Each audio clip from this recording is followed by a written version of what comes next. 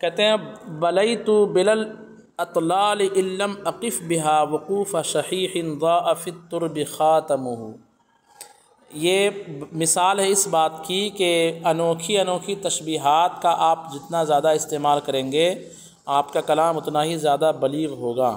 باریک تشبیہات کا جس کی طرف ذہن جو ہے جلدی متوجہ نہ ہو سکے، سوچ کرے تو ہی ذہن اس کی طرف توجہ کرے اور اس میں مزہ آ جائے۔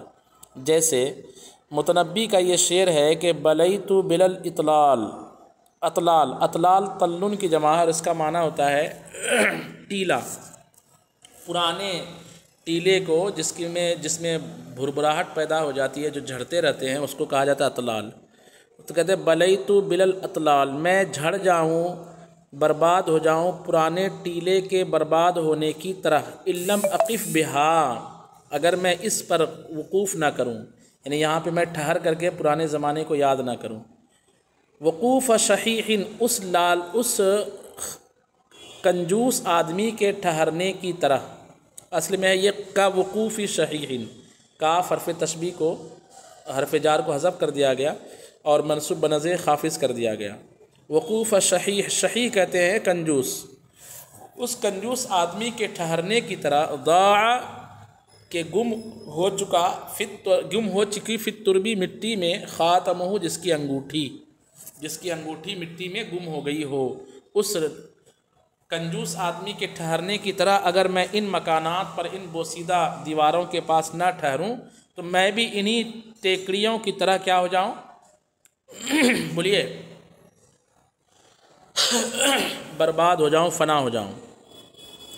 اب اس کی وضاحت کر رہے ہیں، یدعو علی نفسہ بالبلا والفنا، متنبی اپنے آپ کو برباد ہونے اور بوسیدہ ہونے کی، فنا اور بوسیدہ ہونے کی بد دعا کر رہا ہے اپنے آپ پر۔ کب؟ اذا لم یقف بالاطلال، جبکہ وہ ان بوسیدہ عمارتوں کے پاس کھڑا نہ رہے۔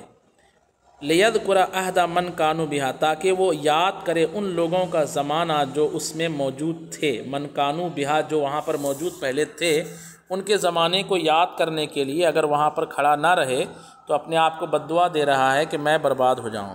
ثم اراد ان یصور لک ہیئۃ وقوفہ، پھر اس نے ارادہ کیا کہ وہ آپ کو سمجھانے کے لیے اپنے کھڑے ہونے کی حالت کی تصویر کشی کرے۔ ثم اراد ان یصور، پھر اس نے ارادہ کیا کہ وہ تصویر کشی کرے، لکا تمہارے لیے، ہیئۃ وقوفی، اپنے کھڑے ہونے کی حالت کو۔ فقال، تو اس نے کہا، کما یقف شحیح، جیسے ایک کنجوس آدمی کھڑا ہوتا ہے، فقد خاتمہ، جس کی انگوٹھی گم ہو چکی ہے، فی التراب، مٹی میں۔ اب یہاں سے ایک صاحب کتاب کہتے ہیں، من کان یوفق الی تصویر حال الظاہر المتحیر المخزون المطرقی برأسہ المنتقل من مکان الی مکان فی اضطراب و دہشت بحال شحیح فقد فی التراب خاتما ثمینا۔ کہتے کوئی ہے آج تک متنبی کے علاوہ شاعر جس کو یہ توفیق ہوئی ہو؟ من کانا، کون ہے جسے یوفق، توفیق دی جاتی ہے، یعنی کون ہے جسے توفیق ملتی ہے کس بات کی؟ الی تصویر حال الظاہر، اس شخص کی حالت کی منظر کشی کرنے کی، تصویر کا معنی صورت کشی، منظر کشی، اس شخص کی حالت کی منظر کشی کرنے کی توفیق کسے ملتی ہے؟ المتحیر، جو حیر، الظاہل، جو ظاہل کہتے ہیں جو کمزور ہے، المتحیر پریشان ہے، المخزون غمزدہ ہے، المطرقی برأسہ اپنے سر کو جھکائے ہوئے ہے، المنتقل من مکان الی مکان ایک جگہ سے دوسرے جگہ کی طرف دوڑ رہا ہے، فی اضطراب پریشانی میں، و دہشت اور دہشت میں۔ تو ایسے شخص کو کسی چیز سے تشبیہ دینے کی توفیق کس شاعر کو ملی ہے؟ جو پریشان ہے، غمزدہ ہے، سر کو جھکائے ہوئے ہے، کبھی ادھر جا رہا ہے بیچارہ، کبھی ادھر کھسک کے جا رہا ہے، کبھی یہاں پہ یادوں کا دیا جلا رہا ہے، کبھی ادھر یادوں کے دیے جلا رہا ہے، کبھی ادھر یادوں کے اشک بہا رہا ہے، کبھی ادھر یادوں کے اشک بہا رہا ہے، مطلب جس جگہ وہ جس مکان کی بات ہو رہی ہے۔ جیسے آپ جو ہے فرض کیجئے آپ ایسے جامعہ میں جہاں آپ کی طرح طرح کی یادیں وابستہ جس مدرسے سے، وہ مدرسہ ویران ہو جائے اور وہاں سے آپ کا گزر ہو تو وہاں نہ ٹھہرے، یہ تو بڑی مطلب احسان فراموشی کی بات ہوگی۔ آپ جب وہاں ٹھہریں گے تو آپ کو طرح طرح کی باتیں یاد آئیں گی. یہی وہ مقام تھا جہاں میں پڑھتا تھا، یہاں پہ میری پٹائی ہوئی تھی، یہاں پہ میرا جھگڑا ہوا تھا، یہاں پہ استاد صاحب نے شفقت کی تھی، یہاں پہ میں نے قرآن ختم کیا تھا، یہاں پہ میں نے ایسا کیا تھا. تو یہ کبھی آپ اس کونے میں جاؤ گے، کبھی اس کونے میں جاؤ گے، اچھا یہ جگہ یہاں پہ تو یہ ہوا تھا، اچھا وہ جگہ. اس طرح سے آپ یہاں سے وہاں، وہاں سے وہاں، وہاں سے وہاں جاؤ گے. تو کہتے ہیں کہ آپ کی اس حالت کو آپ تشبیہ میں بیان کر دو گے. یہ تو کمال کی بات ہے. متنبی نے یہی کیا کہ اپنی اس حالت کو کہ میں کیسا، میری کیفیت آپ محسوس کیجئے، اور وہ یہ کہ میں ایسی میری حالت ہے کہ جیسے ایک کنجوس آدمی کی سونے کی انگوٹھی جو ہے نا وہ مٹی میں گم ہو گئی ہو، تو وہ اس کو سمجھ نہیں آتا کہ میں ادھر ڈھونڈوں ادھر ڈھونڈوں، پریشان رہتا ہے بیچارہ. تو میں اسی طرح یہاں پہ آ کر کے پریشان ہوں. کہتے کون ہے جسے توفیق ملتی ہے پریشان، متحیر، مخزون، اس کا ظاہر کا ہونا کمزور، پریشان، غمزدہ، اپنے سر کو جھکائے ہوئے ایک مکان سے دوسرے مکان کی طرف جانے والے، اضطراب اور دہشت کی کیفیت میں اس شخص کی حالت کی منظر کشی کرے بحال شحیح، اس کنجوس کی حالت سے. فقد فی التراب خاتما ثمینا، فقدہ یعنی گم ہونا، فقدہ یعنی گم کرنا، جس نے گم کر دیا ہو اپنی انگوٹھی کو، جس نے مٹی میں اپنی قیمتی انگوٹھی کو گم کر دیا ہو. کون ہے جو اس طرح کی مثال پیش کرے؟ کسی کو توفیق جلدی ملتی نہیں ہے. ولو اردنا ان نورد ذلك امثلة ولو اردنا ان نورد لك امثلة من هذا النوع لطال الكلام. کہتے ہیں اگر میں ارادہ کروں، صاحب کتاب کہتے ہیں کہ اگر ہم یہ ارادہ کریں کہ آپ کے لیے اس طرح کی نایاب تشبیہات کی مثالیں پیش کروں تو لطال الکلام، تو کلام کیا ہو جائے گا؟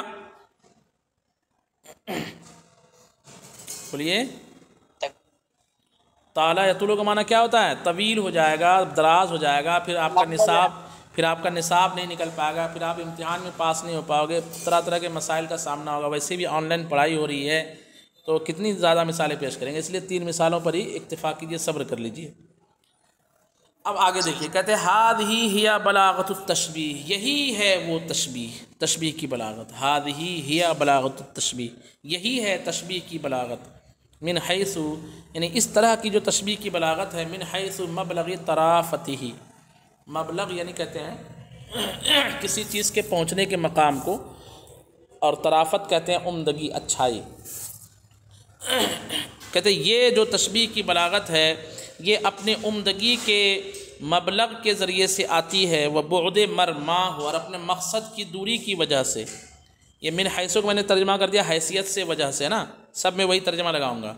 اپنی عمدگی کے مبلغ کی وجہ سے، وہ بعد مرما کہتے ہیں مقصد کو، اور اپنے مقصد کی دوری کی وجہ سے، وہ مقدار ما فیہ من خیال، اور اس میں جو خیالات ہے اس کے مقدار کی وجہ سے یہ بلاغت حاصل ہوتی ہے.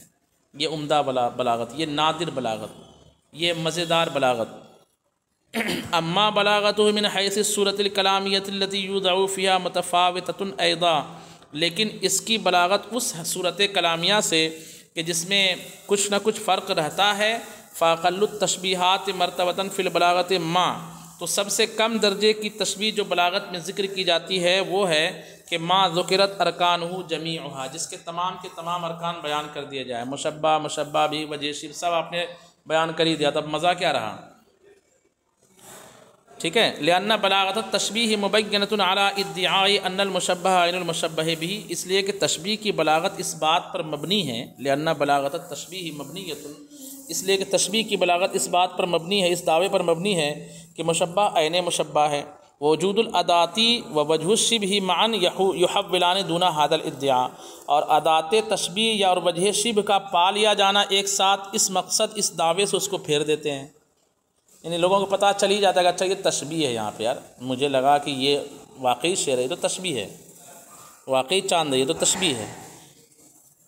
لأن حذف احد ھذین، اس لیے کہ ان دونوں میں سے کسی ایک کو حذف کر دینا، وجہ شبہ کو یا ادات تشبیہ کو حذف کر دینا، یقوی طاقت دے دیتا ہے ادعاء اتحاد المشبہ والمشبہ بہ بعض التقویۃ، مشبہ اور مشبہ بہ کے اتحاد کے دعوے کو کچھ نہ کچھ طاقت، بعض التقویہ کچھ نہ کچھ طاقت. اما یہ تو یہ ہوا. اما ابلغ انواع التشبیہ، لیکن تشبیہ کی قسموں میں سب سے زیادہ بلیغ تشبیہ فالتشبیہ البلیغ، تو یہ کون سی تشبیہ ہے؟ بولیے تشبیہ بلیغ. ہاں اس کو ایسا سمجھیے، سب سے کمزور تشبیہ وہ ہے جس میں مشبہ بھی کے ساتھ وجہ شبہ اور حرف تشبیہ سب بیان کر دیا جائے. پھر اس سے زیادہ مضبوطی ہوگی کہ جب آپ حرف تشبیہ وجہ شبہ کو نہ بیان کریں اگرچہ حرف تشبیہ بیان کریں. پھر اس سے زیادہ اچھی تشبیہ ہوگی کہ حرف تشبیہ بیان کرے وجہ شبہ بیان نہ کرے. پھر اس سے زیادہ تشبیہ یہ ہوگی کہ آپ جو ہے دونوں میں سے کسی کو بیان نہ کریں. سمجھ رہے بات کو؟ اتنی اختصار کی وہ اتنی اچھی. ہاں جی ہاں جی ہاں. اما ابلغ انواع تشبیہ فالتشبیہ البلیغ، لیکن تشبیہ کی تمام اقسام میں سے بہترین قسم تشبیہ بلیغ ہے.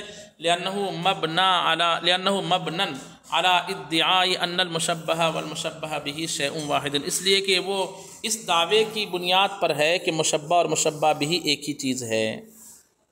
کہتے ہیں ہاذا، یہ اس کو یاد رکھ لیجئے، اصل میں فاحفظ ھذا، ان باتوں کو یاد رکھیے. اور آگے سنیے، وقد جرى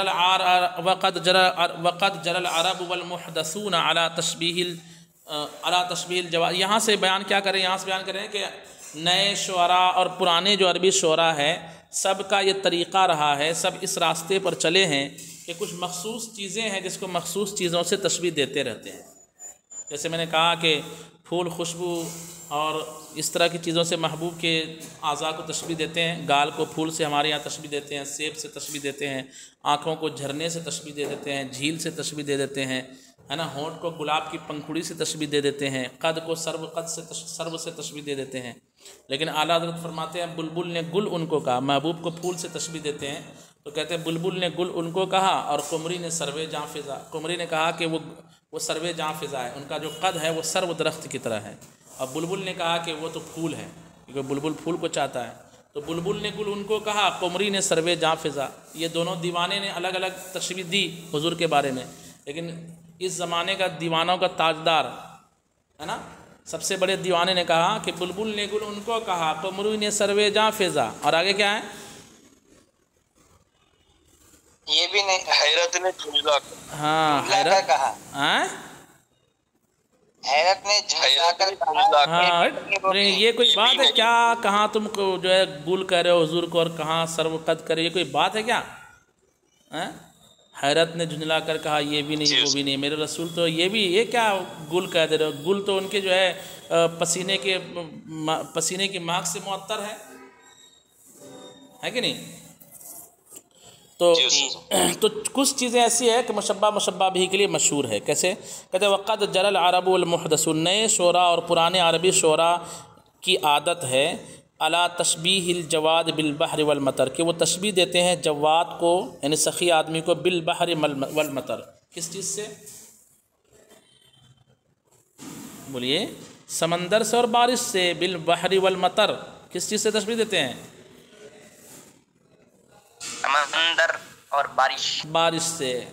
کہتے ہوا کل مطر، وہ بارش. یہاں پہ پکی پکائی جو ہے نا کچھ تشبیہات آپ کے سامنے پیش کر دے رہے ہیں کہ کبھی تشبیہ دینا رہے تو اس کتاب کو دیکھ لینا. کیا کہ سخی کو تشبیہ دینا ہے تو سمندر سے بارش سے تشبیہ دے سکتے ہیں. والشجاع بالاسد سب مجرور ہے، والشجاع بالاسد. اور بہادر کو شیر سے تشبیہ دیتے ہیں. والوجہ الحسن بالشمس والقمر، خوبصورت چہرے کو چاند و سورج سے.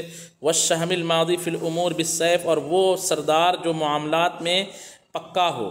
والشہم الماضی، شہم کا معنی ہوگا سردار، وہ سردار الماضی فی الامور جو معاملات کو اچھے سے نبھاتا ہو، بالسیف تلوار سے.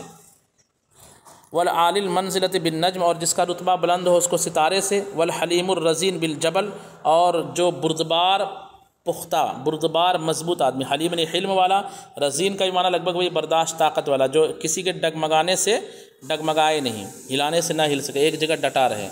والحلیم الرزین، اور ڈٹا ہوا بردبار آدمی کو تشبیہ دی جاتی ہے بالجبل. کس چیز سے؟ پہاڑ سے. والاعمال الکاذبۃ بالاحلام، اور جھوٹی امیدوں کو خوابوں سے. جھوٹی امیدیں ہم لوگ اس کو تشبیہ دیتے ہیں کس چیز سے پتہ ہے؟ شیخ چلی سے، شیخ چلی کے خیال سے، ہے نا. والوجہ الصبیح بالدینار، اور روشن خوبصورت چہرے کو بالکل وہ گولڈن کلر کے دینار سے تشبیہ دیتے ہیں. والشعر الفاہم باللیل، اور کالے کالے بال کو رات سے تشبیہ دیتے ہیں. اور ایک محبوب وہ ہے کہ جن کے بال ہی رات ہیں. واللیل اذا سجا.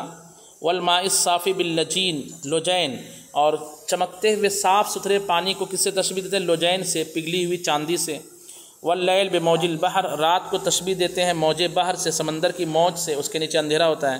والجیش بالبحر الزاخر، اور لشکر کو تشبیہ دیتے ہیں بحر زاخر سے، یعنی بحر زخار جس کو آپ کہتے ہیں، موجے مارتا ہوا سمندر۔ والخیل بالریح والبرق، اور گھوڑے کو تشبیہ دیتے ہیں کس چیز سے؟ ریح والبرق، بولیے ریح کا معنی ہوا سے، والبرق اور بجلی سے، والنجوم بالدرر والازہار، اور ستاروں کو تشبیہ دیتے ہیں موتیوں سے اور کیا بولتے ہیں کلیوں سے۔ والاسنان بالبرد واللؤلؤ، یہ ستارے کو کلی سے تشبیہ دینا اردو میں نہیں ہے، یعنی اردو شعراء جو ہے ستارے کو کلی سے تشبیہ نہیں دیتے ہیں، موتی کو ستارے سے تشبیہ دیتے ہیں، یہ صحیح ہے، لیکن چونکہ عربی لوگوں کی نظر تھوڑی زیادہ گہری ہوتی ہے، وہ کہتے ہیں جیسے باغ میں کلیاں اوپر ظاہر نظر آتی ہے نا، ایسی اندھیرے رات میں ستارے ظاہر نظر آتے ہیں، اس لیے ستارے کو وہ کلیوں سے بھی تشبیہ دیتے ہیں۔